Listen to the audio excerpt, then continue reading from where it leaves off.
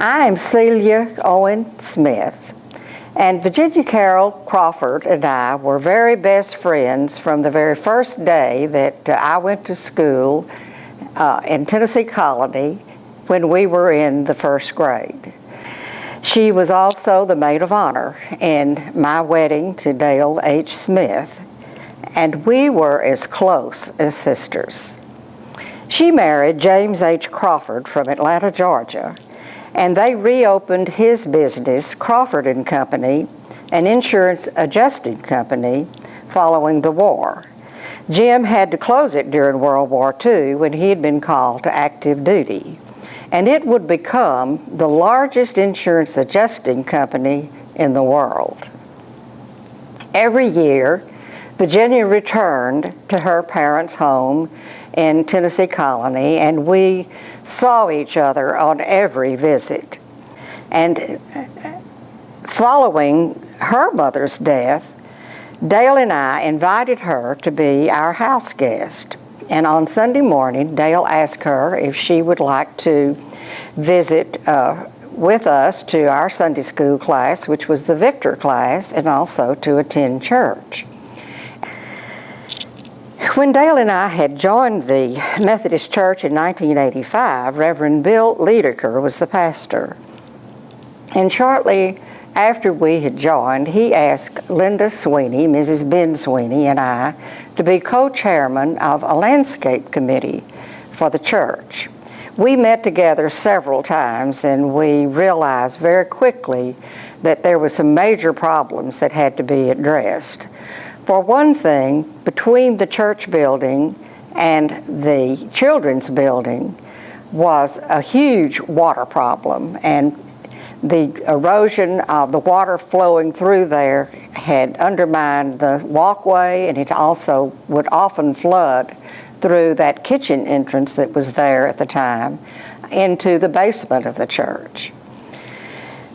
So as we met, we knew that we needed professional help, and so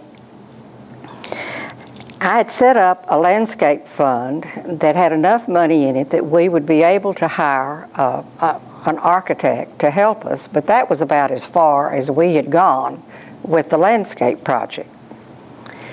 The Victor class at that particular time met here in the sanctuary building behind the chancel in the area which is now where the choir meets for their practice. And that particular Sunday morning, there were 55 present in the Victor class. We had to bring in extra chairs, and we were all sitting as close as we possibly could. It was a very crowded area. And on our way back to the car, I just pointed to the area between the church and showed her I said, you see what we have to contend with for our landscaping project, which I've been made chairman of with Linda, and we have our work cut out for us. This was in March that Virginia came and visited with us. And early in May, I had a call from her at my office, and she asked if I knew if there were any plans for our church to build a building for our Victor Sunday School class. And I told her, well, not to my knowledge. And she said, I hate to impose upon you and Dale because I can't come and be there, but if you would take the responsibility of getting a building built, do you think that you could do it for $100,000 as well as use a part of it for your landscaping? Because I know in building that you need to consider the exterior finish as greatly important as the interior of a building. And so when I asked Dale and told him about it, he was so excited, and we were just overwhelmed. And she said that she wanted to dedicate the building to her parents, Ruby and Jesse Carroll. Dale and I presented her offer to the class. We appointed a building committee with Dale as chairman, Jim and Virginia Ball, Giles Upton, Vic Lively, Ann Elrod, Bessie Glover, and myself. And we received immediate approval to hire an architect, and Fred Heaton of Palestine was awarded the contract, and we got all of the planning and the building plans were ready by June the 1st. On that June 1st was when the church received a new pastor, which was Reverend Wayne Rhodes, to the pastorate. And on his first day in office, I took the plans and presented them to him, and he was very excited for us, but he said there was a great many steps that had to be taken before it could be a project that could be started. The building contract was awarded to SRJ Construction Company, Steve Jenkins, owner, and that was dated August 28th, 1986.